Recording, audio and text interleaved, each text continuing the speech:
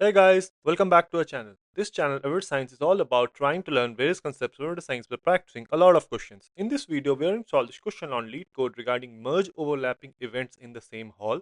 The difficulty level of this question is hard, and I'm going to share the SQL schema as well as the Pandas schema in the description box below. Okay, the question reads: we are given a table called hall events with three different columns: hall ID, start day, end day. This table may contain duplicate rows. Each row of this table indicates the start day and the end day of an event and the hall in which the event is held. We are asked to write a solution to merge all the overlapping events that are held in the same hall. Two events overlap if they have at least one day in common.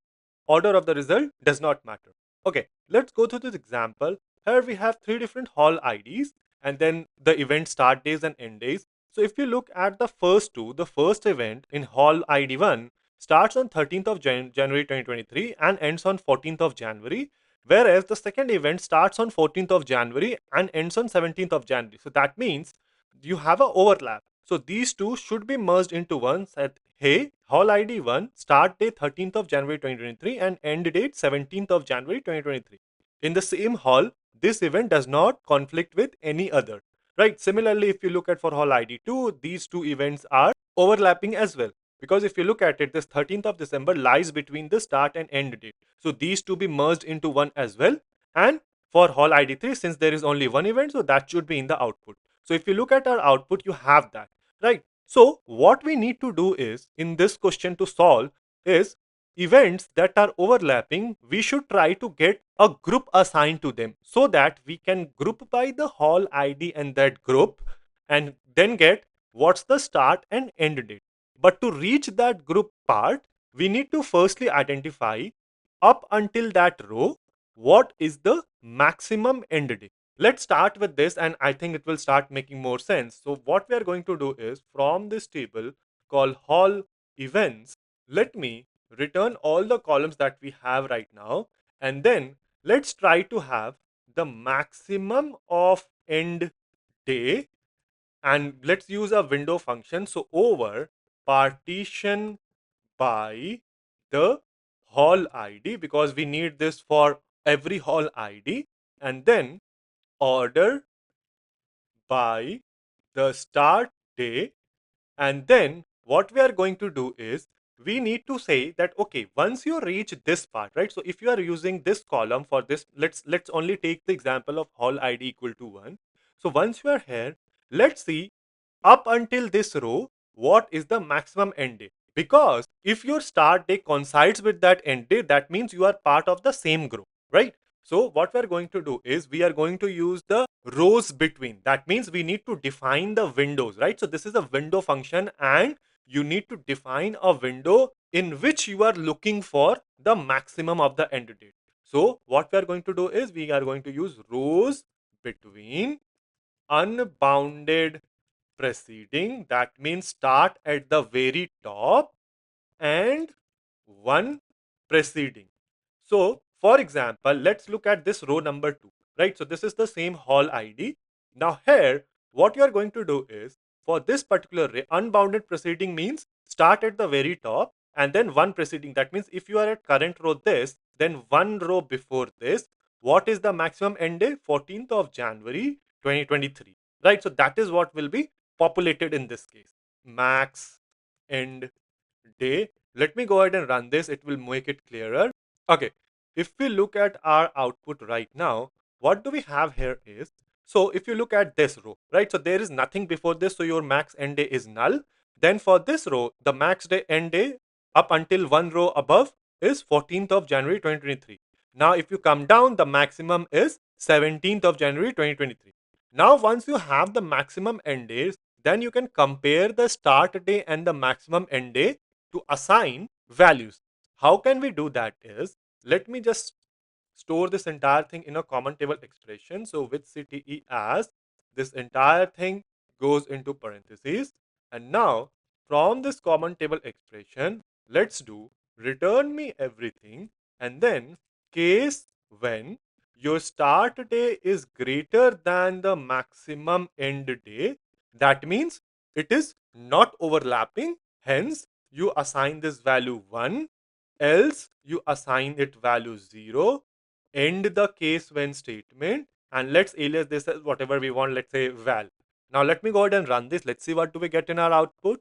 So now if you look at this, what do we have here is you have values assigned 0, 0, 1.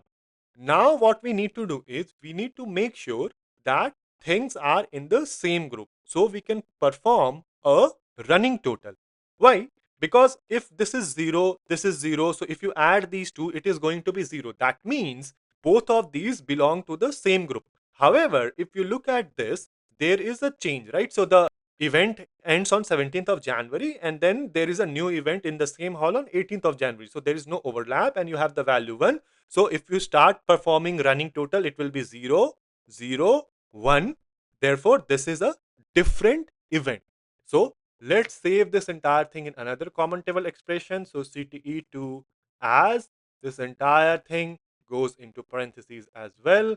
And now what we're going to do is from this CTE2, let us return all the columns, and then let's perform a sum of the value column and use the window function because we need to do running total. So over partition by the hall ID, order by the start day, so that you go down in the correct order, and then you need to use rows between unbounded preceding and current row in this case.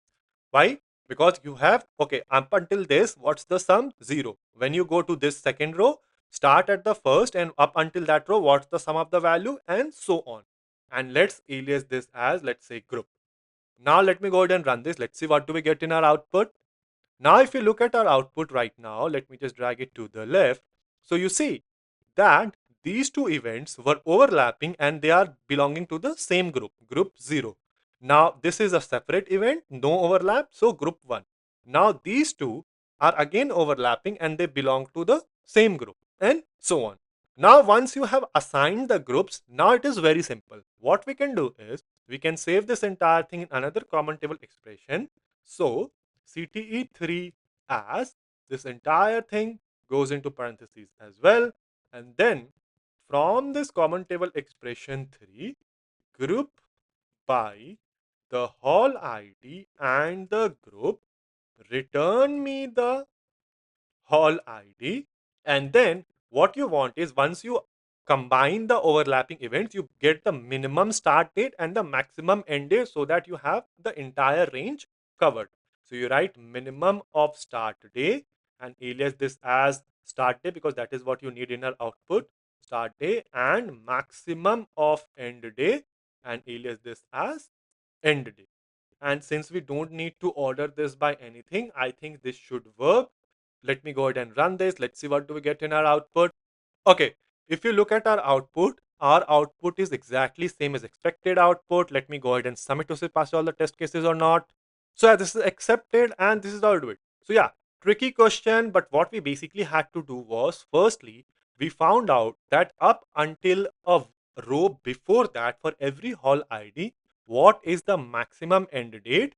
Because if your next event starts before or on the maximum end date until then, that means it is a overlapping event. So that is why once we had that, then we started assigning values 1 and 0 so that we can use this to create groups.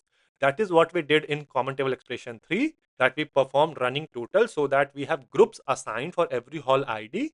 Once we had that, then we simply grouped by the hall ID and the group that we created and got the maximum and minimum ranges of the start and end date so that everything is covered. So this is how we do it. Let me know if there's a better, more efficient solve this question. Let the solution be in the comment section below, and I'll see you guys in the next video.